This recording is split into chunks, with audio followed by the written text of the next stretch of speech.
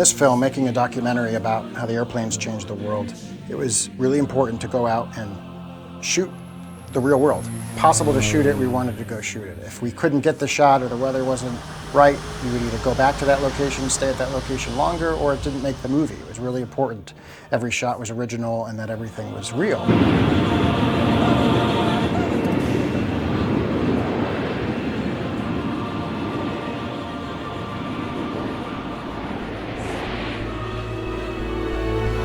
For the moment, leave behind everything you know about airplanes.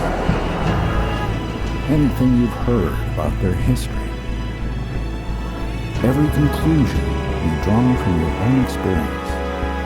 And prepare to see them again for the first time.